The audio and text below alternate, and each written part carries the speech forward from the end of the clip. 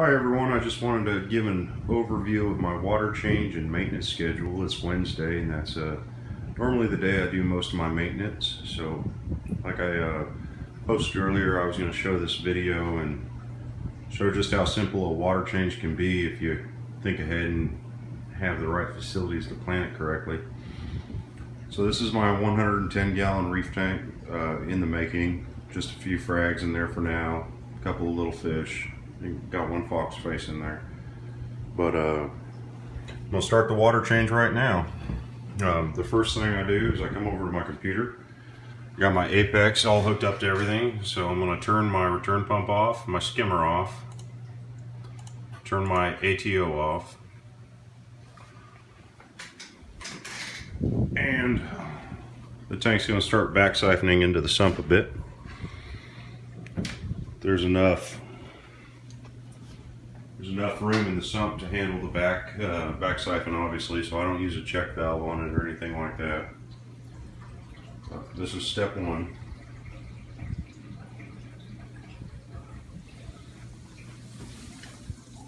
So as the siphoning's finishing up, you'll see the air getting sucked in through the line.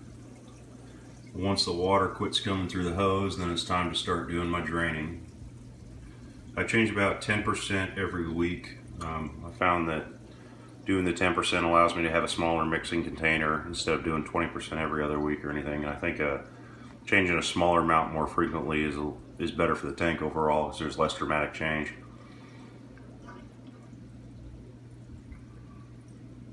Alright, so the tank is just about done back siphoning. You see the water coming through the clear hose. You might not be able to. It's dark under there. I don't have any lights installed in the sump. But now what I'm going to do is I've plumbed it with this ball valve. I don't know if you can see it right here, but the tank has a bulkhead in the back of it with the ball valve. So what I'm going to do is I'm going to open the ball valve to drain water out.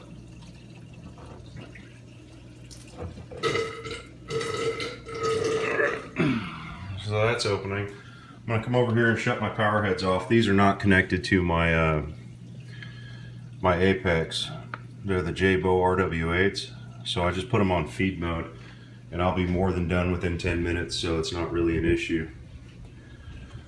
Another thing with the power heads is where I have them placed on the back wall, I use them as my marker to know how much to drain out. It's been kind of a trial and error to get to this point, but ain't too bad now.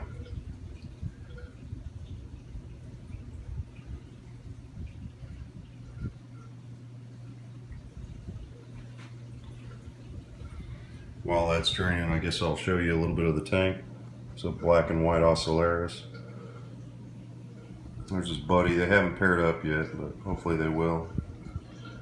My Royal Groma out swimming around. That's the green Sinularia I added first. There's a tube anemone back there, a toadstool, some button polyps, some Duncans.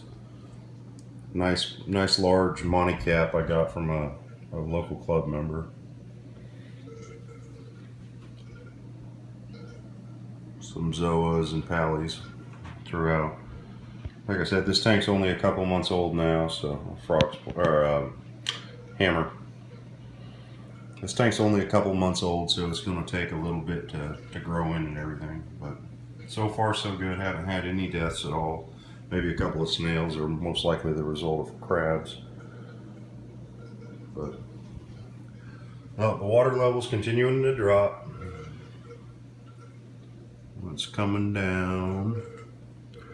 Once the top of the power head sticks out of the water, I know I've added, taken enough water out of the tank.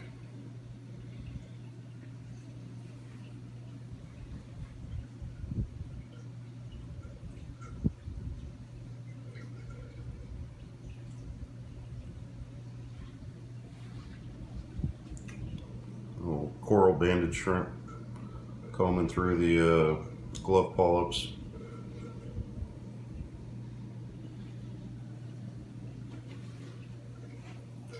Alright, so if I can get it focused,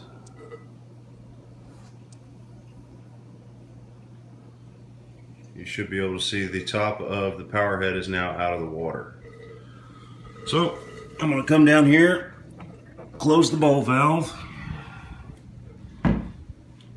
close my cabinet. I'm done with that, and come back to the computer. My mixing station is also controlled by my Apex, so I'm going to turn my mixing pump and mixing heater off. You hear them click in the background, and then this is my fill pump. It's plumbed from my mixing station to my display tank, and I'll just turn it on and turn over here as we watch the tank fill up. It takes a couple of minutes to fill up normally, but it's not that bad. The mixing station and my ATO are both connected to my RODI unit, which is connected to the house water. And they're on float valves, so they automatically refill once I drain them out.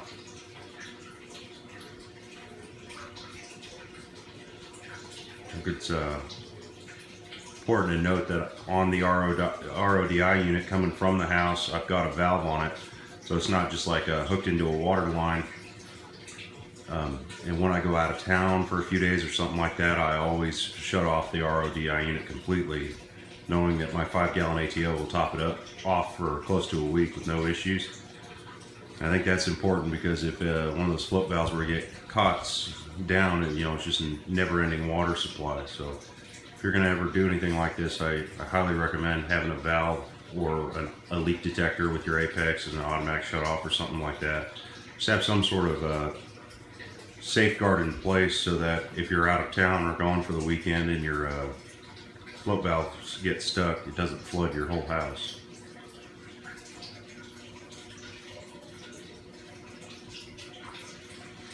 I guess while it's filling, I'll show you guys my water changing station and everything. Everything's contained in this little wooden cabinet off to the left here.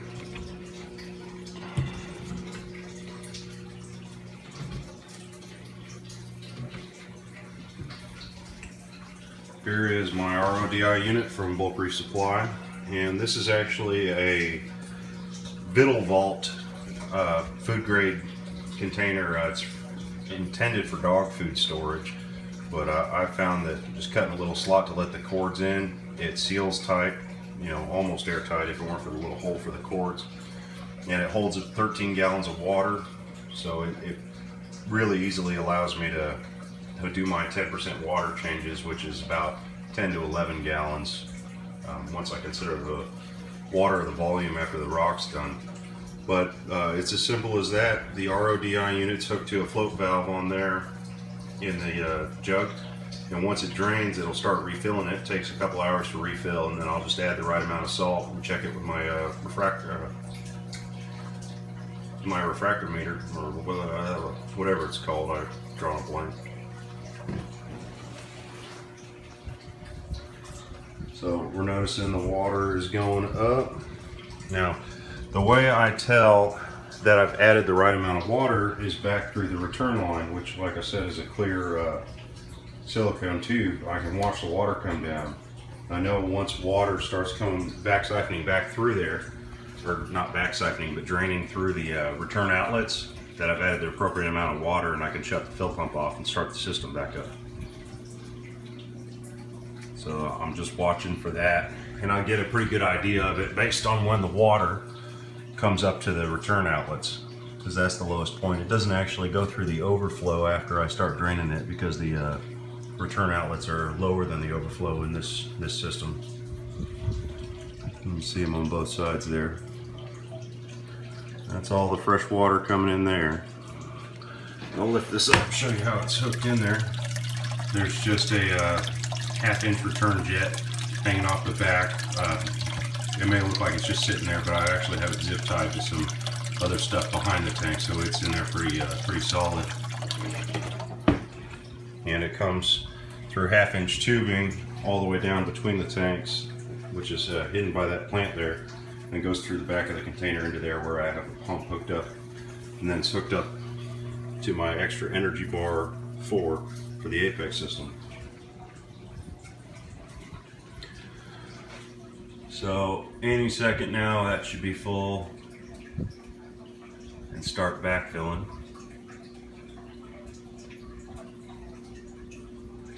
and I just saw water start coming down the return tube. So I'll come back to my computer, turn my fill pump off. I can turn my return pump back on. I can turn my ATO back on. I'll wait to turn my skimmer on until my sump drains. That way it doesn't overflow it. So the water level's dropping in the sump now. The tank's refilling. And within a second we'll see the water coming back down through the overflow.